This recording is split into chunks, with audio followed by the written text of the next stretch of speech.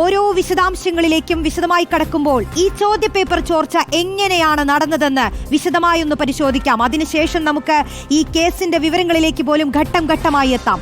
നോക്കൂ, ഈ ചോദ്യപേപ്പർ ചോർച്ച പുറത്തു വന്നത്, ഈ സംഭവം നടന്നതൊക്കെ ആദ്യം തന്നെ ചോർന്നത് SSLCയിലെ ഇംഗ്ലീഷ് പരീക്ഷാ പേപ്പർ ചോദ്യപേപ്പറും +1 കണക്ക് ചോദ്യപേപ്പറുമായിരുന്നു ചോർന്നിട്ടുണ്ടായിരുന്നത്. അത് വലിയ ചോർച്ച നടക്കുന്നു. പരീക്ഷ നടക്കുന്ന ഘട്ടത്തിൽ തന്നെ ഈ ചോർച്ചയുടെ വിവരങ്ങൾ പുറത്തു വരുന്നു.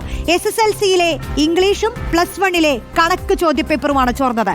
ഇത് MS സൊല്യൂഷൻസ് എന്ന ഓൺലൈൻ ട്യൂഷൻ സെന്ററിലൂടെയാണ് ഈ ചോദ്യങ്ങൾ ഇങ്ങനെ സമൂഹ മാധ്യമത്തിലൂടെ പുറത്തു വരുന്നു. പൊതുമധ്യത്തിൽ ഈ ചോദ്യങ്ങളുമായി MS സൊല്യൂഷൻസ് വീഡിയോകൾ ചെയ്യുന്നു. ഈ ചോദ്യപേപ്പറുകൾ അങ്ങനെ കുട്ടികളുടെ കയ്യിലെത്തുന്നു. നിരവധി കുട്ടികൾ ഇത് കാണുന്നു. അവരുടെ ലൈക്കുകളും ഷെയറുകളും ഒക്കെയായി ഇതിങ്ങനെ നിറഞ്ഞു നിൽക്കുന്നു. ആലോചിച്ച് നോക്കണം, ഈ പൊതുമധ്യത്തിൽ ചോദ്യപേപ്പറുകൾ നിൽക്കുകയാണ്.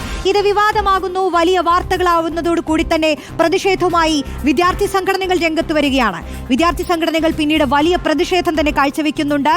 ഈ വർഷം പകുതിയാകുന്ന ഒരു പരീക്ഷയിൽ ഇത്തരത്തിൽ ചോദ്യപേപ്പറുകൾ പൊതുമധ്യത്തിലെത്തിയതിൽ വ്യത്യസ്ത സംഘടനകൾ പ്രതിഷേധവുമായി രംഗത്ത് വന്നിട്ടുണ്ടായിരുന്നു. പക്ഷേ അവിടെയും അവസാനിച്ചില്ല. MS സൊല്യൂഷൻസ് എന്ന ഓൺലൈൻ ട്യൂഷൻ സെന്റർ, അവരുടെ യൂട്യൂബ് ചാനൽ, അതിലൂടെ അവർ വീണ്ടും വീഡിയോകൾ ചെയ്യുകയായിരുന്നു വെല്ലുവിളിച്ചുകൊണ്ട്. ചോദ്യപേപ്പർ ചോർത്തിയതു മാത്രമല്ല, അതിനുശേഷവും ഈ സംവിധാനത്തെ മുഴുവൻ വെല്ലുവിളിച്ചുകൊണ്ട് ഇതിന്റെ ഉടമ തന്നെ ആ യൂട്യൂബ് ചാനലിലൂടെ വീഡിയോകൾ ചെയ്തുകൊണ്ടിരുന്നു. ഇതിനുശേഷമാണ് അന്വേഷണം വരാൻ പോകുന്നത്. ഇതിന് പിന്നാലെ ക്രൈംബ്രാഞ്ച് അന്വേഷണം വരുന്നു.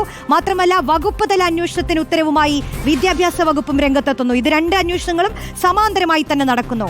ഇതിൽ അധ്യാപകരെ കേന്ദ്രീകരിച്ചുകൊണ്ടും അന്വേഷണം നടക്കുകയാണ്. അതായത് ഈ ചോദ്യപേപ്പർ തയ്യാറാക്കിയിട്ടുള്ള അധ്യാപകരുണ്ട്. ആ അധ്യാപകരെ കേന്ദ്രീകരിച്ച് അന്വേഷണം നടക്കുന്നുണ്ട്. ഒപ്പം തന്നെ ഈ ഓൺലൈൻ ട്യൂഷൻ സെന്ററിന്റെ MS സൊല്യൂഷൻ കേന്ദ്രീകരിച്ചും അന്വേഷണം കൂടുതൽ വ്യാപിപ്പിക്കാൻ അന്വേഷണ സംഘം ശ്രമിച്ചു. അവരത് ചെയ്യുകയായിരുന്നു. ആ സമയത്ത് തന്നെയാണ് ഇതിന്റെ MS സൊല്യൂഷൻസിന്റെ ഉടമ മുഹമ്മദ് ഷുഹൈബ് ഒളിവിൽ പോകുന്നത്. മുഹമ്മദ് ഷുഹൈബിലേക്ക് കൂടുതൽ വിവരങ്ങൾ കിട്ടിത്തുടങ്ങിയ സാഹചര്യത്തിൽ തന്നെ അദ്ദേഹം ഒളിവിൽ പോകുന്നു. MS സൊല്യൂഷൻസിലെ 2 അധ്യാപകരെ ചോദ്യം ചെയ്യുകയായിരുന്നു അന്വേഷണ സംഘം.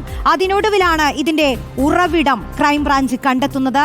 ഇതെങ്ങനെയാണ് ചോർന്നതെന്ന കൃത്യമായ വിവരം ഇപ്പോഴും കിട്ടിയിട്ടില്ലെങ്കിലും പ്രതിയായിട്ടുള്ള പ്യൂൺ അബ്ദുൾ നാസർ പിടിയിലാകുന്നത് ഈ അന്വേഷണത്തിലാണ്.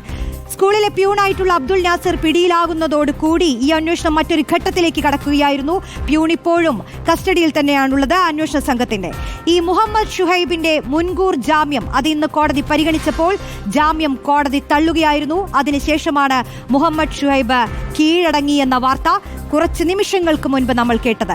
ഇതാണ് ഈ ചോദ്യപേപ്പർ ചോർച്ചയിൽ മുൻപായിട്ടുള്ള സംഭവിച്ചിട്ടുള്ള കാര്യങ്ങളെല്ലാം. ഇനി